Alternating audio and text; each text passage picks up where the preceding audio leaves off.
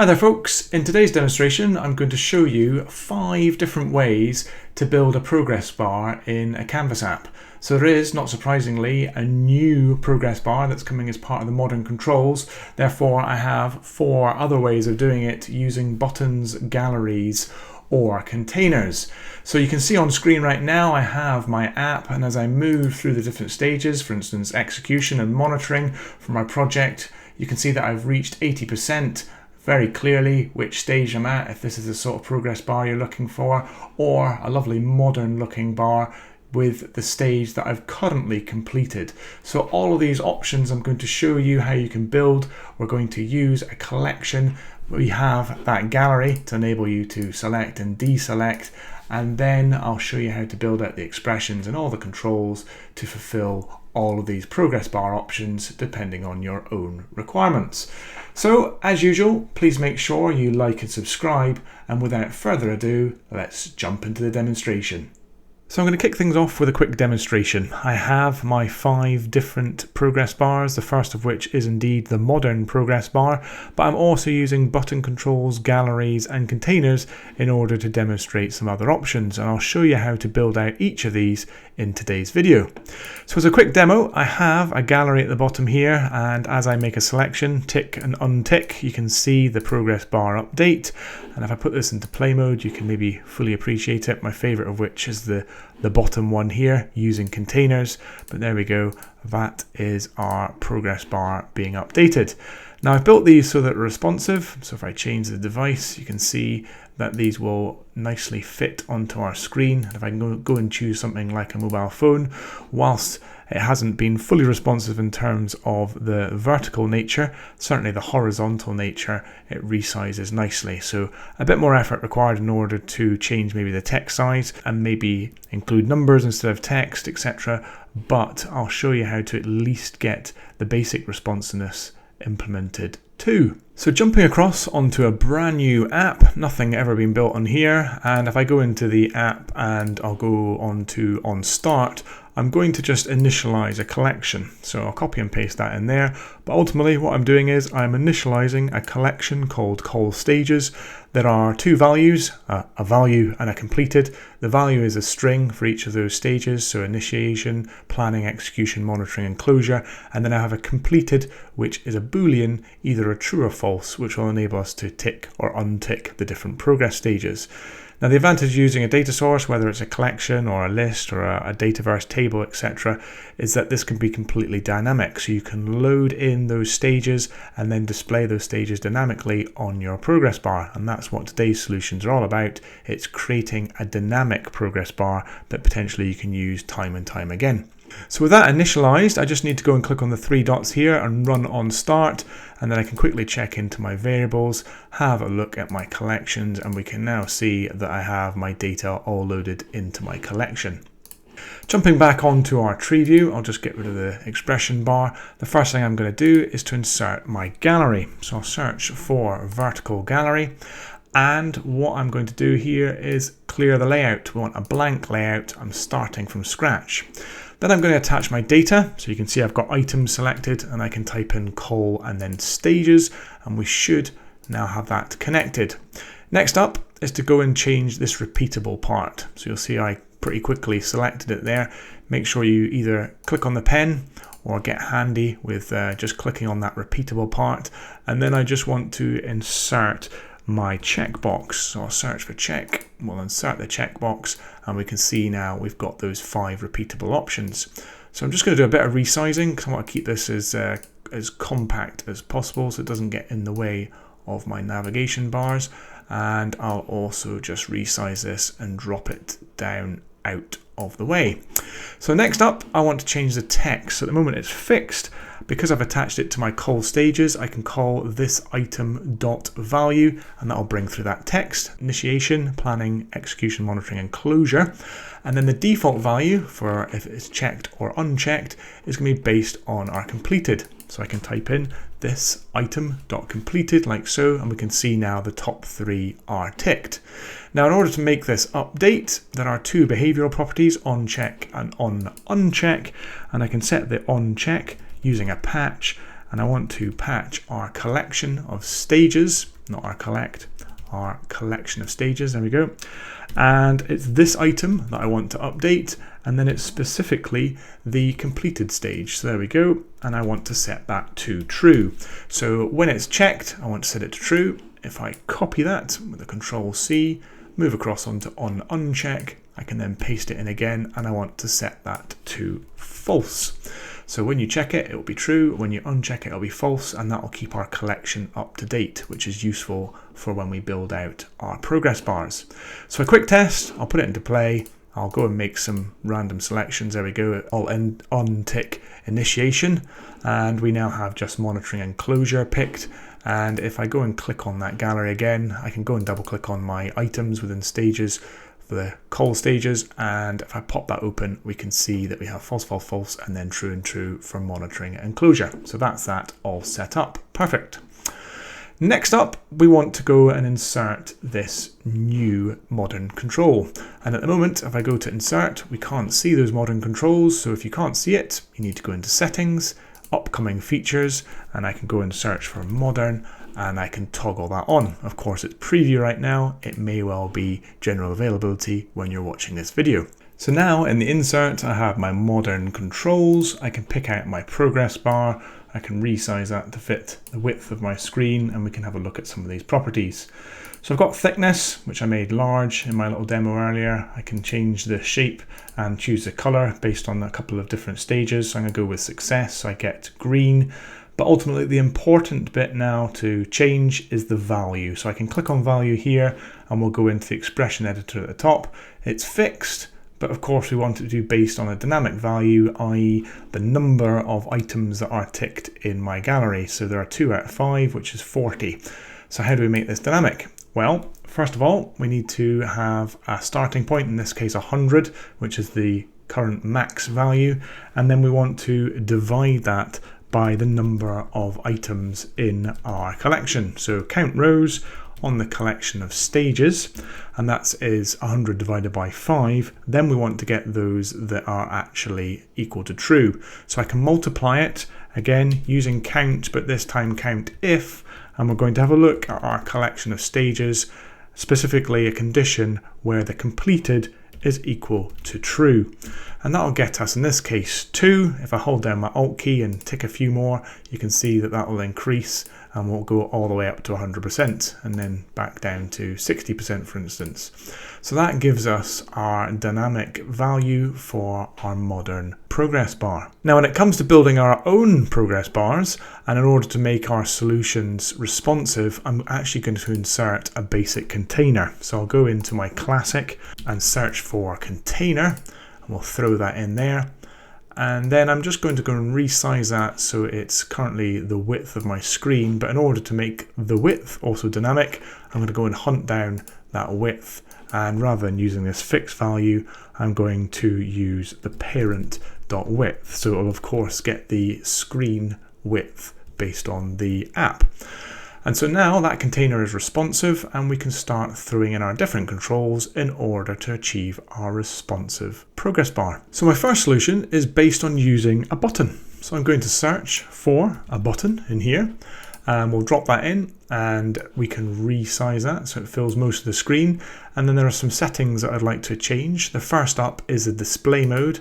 I don't want it to be editable because I don't want people to be able to click on it, so I'm going to change that to view.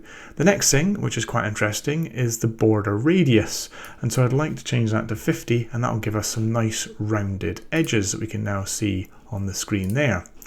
Next up, with the changes, I would like to go and change the width so that the width is ultimately dynamic and responsive. So I can go into the drop down here, choose out the width, and rather than having this fixed value, I can now rely on my container, so parent.width, and I'm going to take away my self.x, which is the starting position of the button, and multiply that by 2, and that will always leave a nice amount of padding on either side, an equal amount based on where I've initially placed this button based on this X value. So if I was to change the X to 20, for instance, you can see the button has resized so that it appropriately leaves enough space on either side of this container. Now, with this in place, the other thing I'd like to do is just change the fill color. So again, I can choose the properties from the top left or make changes over on the right. And I'm just going to make this a light gray. So this is basically the underside of the progress bar, or the bottom of the progress bar, however you want to look at it. And we only want to now just remove the text value, so we've got nothing showing. So at the moment it says button, I want to just put in an empty string. So next up is to insert another button. So we'll go and grab another button and we'll make similar changes. So I'll just place it over here. I want to again set that border radius to 50.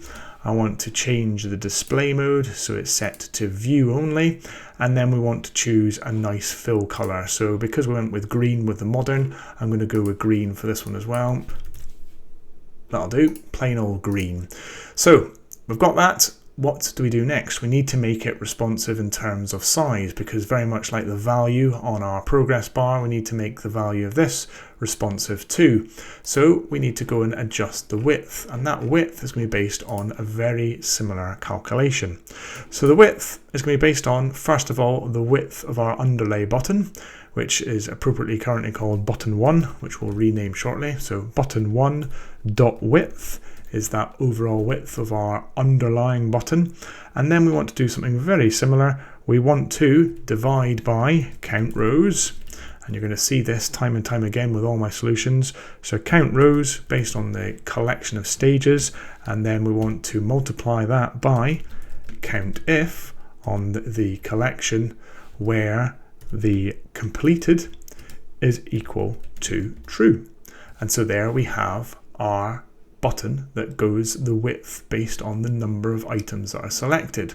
So if I put this into play mode, whilst they're not on top of each other at the moment, you'll see that the underlying button doesn't change its width at all, but as I tick and untick, my button here changes size. And so final thing, I want to go and update the text for this so that we can get the percentage. And the percentage, of course, is going to be based on a very similar expression. So count if on that collection. So we're going to collect the stages. We're going to see if the completed is equal to true.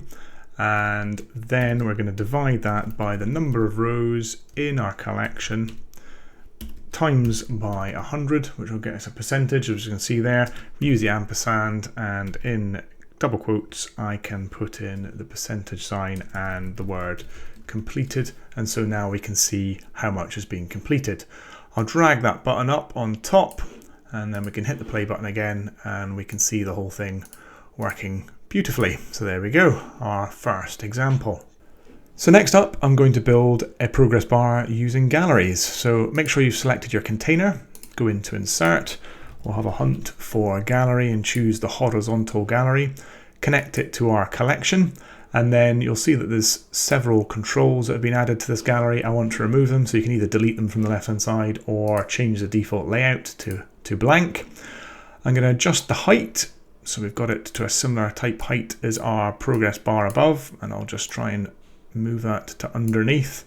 And then I want to adjust the width. So if I click on width on the right hand side here, I can go into the expression tab at the top here, and we can make that dynamic. So at the moment it's based on a fixed value, but if we do the parent.width, and then we can take away the self.x, which hopefully you've seen in the previous example with the buttons, and that will now mean that it will neatly adjust so it's left even space on both sides of this control. Now there are a couple of other little expressions we need to add in. If we go into the drop down, there is the template size. At the moment, I've got this wacky looking expression. I want to make it based on the number of items in my collection. So it's going to be based on my self.width.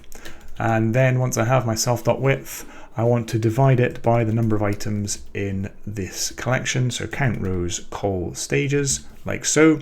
That's broken it down into 5 evenly sized templates. And then the template fill is going to be based on if the selected item is equal to true. So if this item dot completed, which is either true or false, then it's going to be green, in which case we'll choose the nice green here, green. And then if it's not, it's equal to gray, and we'll go with our dim gray. I can put the closing bracket, and you can see already we have the beginnings of a progress bar. Now there's some template padding. I'm going to set that to 0. That'll bring everything nicely in line like so. And now if we go and hit the play button and I go and tick or untick, we can see our progress bar using that gallery is now updating. So our next solution is a combination of both in effect. We're going to use a gallery and a button. I'm going to insert again into my container a horizontal gallery. So I'll choose that horizontal gallery. Again, resize that height as appropriate. We'll drop it around about the same X position, and I can make that width the same again using that expression we used before, which is the parent dot width minus its self.x times 2. That gets it nicely positioned. Then we just need to do the basic tidy up again, remove all those different controls by changing the layout to blank. I didn't choose the data source, and let's make sure I choose the data source. And then I need to go and set the template size. Don't need to worry about the template fill this time, just the template size. So again, that size was all based on its self.width divided by the count of the rows of the collection for the stages. There we go. So that's that all set up. Again, I can remove the template padding. But what I really want to do now is to go and add in a button into this repeating part of our gallery. So I'll just have a quick look at my tree view. There's nothing currently nested in my gallery 15. You can see I've been practicing. I can now search for and add a button, and we can then start making changes to the color, etc. So at the moment, this button is display mode edit. We want to change it to view once again. It'd be quite nice to go and change that border radius. So I'll go and make it maybe 25 in this case. We've got rounded again. In terms of the width, then we want to make that dynamic. So we'll go into our width here, and it's going to be based on the parent.template this time, because we want to get the template width. And again, we can take away its self.x times 2, and that'll get it nicely spaced. I can also just manually adjust the height for now. In terms of the text, we're going to have that as based on the different stages. So text, we can go into here, this item dot value, which is from my collection, of course. And then finally, we might want to have different colors based on whether or not it's completed or not. So we can go into the fill, and if this item dot completed, then we can either have it as green. Again, let's choose a nice green, color.green. Otherwise, we have it as the color.gray, and we can choose a slightly darker gray on this occasion and close that expression off. And then just to make things look even more interesting, we can go into the gallery itself, look at the fill here, and we can set that to the color.gray, in this case a lighter gray. There we go, and we've got a nice progress bar. So if I put that into play, we can now go and make some selection, and you can see how that progress bar updates, how those buttons update also based on the stage that we're at. We get an indication there based on the green or the grey. And whilst the buttons are disabled, it's something you can maybe explore if you do want people to be able to navigate back to various stages. Those buttons could be clickable. You could, in fact, allow people to jump back and forth and update your collection based on the selection they've made so that your progress bar updates appropriately. So let's go and have a look at our next option and our final option, which is using just a couple of containers. So again, with my container selected, I am going to search for a good old plain old container, and I'll drag that down underneath and probably adjust the height of it appropriately. And then the width, you probably know the drill by now. If I go into the width, I want that to be the parent.width minus itself.x times 2, and that'll give us the full width of the screen again. Now I want to go and change the fill color to a nice light gray. So we'll go in here, I'll type in light gray, and we've got our container looking nice. Now the drop shadow, I quite like to change to something like bold, for instance. And then we're going to go and add in another container. So with that container selected, make sure it is selected, we're going to insert and go and hunt down another container. and drop that inside. And then we are going to position that so it's 0 as the X position, so right at the beginning here. And then we want to update both the fill and the width properties. So first of all, the fill is going to be based on our color, our green. So I'll choose out my green. And then the width is going to be based on a calculation, very similar to what we've seen previously. So it's going to be based on the parent.width, and we're going to divide that by the number of rows, so the count rows again with that collection. And once we have that collection in place, we need to of course multiply it by the number of selected, so it's the count if again on our collection, checking to see if the completed is true. And then with that in place, you'll see that as I tick and untick, our version that's using containers is nicely updating.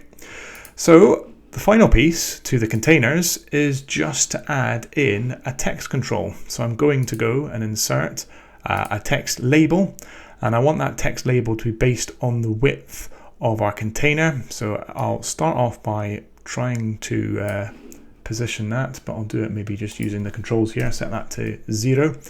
And then the width, if I click on width here, is going to be based on the parent.width because it's part of that container.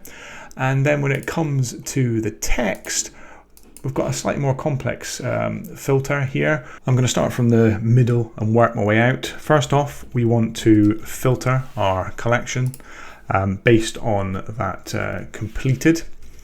And then once we've filtered that, i.e. all of them that are equal to true, we actually want to get the last one, so the last stage that's been completed, so we can wrap that in last.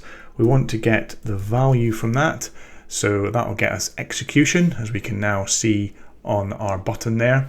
And then we just simply want to append that using an ampersand and some single quotes, the word completed, so we can now see the execution has completed. I can center that, and of course I could play around with the text color too. So for instance, I can make it white. I could change the weight so it's bold. And then if we put the app into play, you'll see that as I move through the stages, we can see exactly where we are, whether that's on our initial modern control, if we were looking for percentages, if we're looking for one with some sort of type buttons or pills, or the text, a combination of one or the other. Hopefully I've given you some ideas, some inspiration. And just as a little bonus, some additional things for you to experiment with, for instance, are the border radius. So I could set that to 25 on my various containers. You can see the rounded edges appear, and again on the nested container, that makes this particular edge here nice and rounded, modern. You can also look at playing about with this collection. So if you want to change your stage names, for instance, and I want to make this a stage 1, and maybe this one here stage 3, and I can take out the closure stage, and if I run the app on start, you'll see how quickly this whole app adapts. So already we've got our new stages coming up here. We've got 75% because of course it's now based on 4 items rather than 5 items, and as I tick and untick, those various progress bars will update. And so just like that, it's the end of another video. So I usually do lots on Power Automate. I've started to explore Power Apps a bit more, and I'm trying to put together some more examples for you. So if there's anything you want to see in my videos, please let me know in the comments. And as always, thanks very much for stopping by, and I hope to see you again sometime soon. Cheers.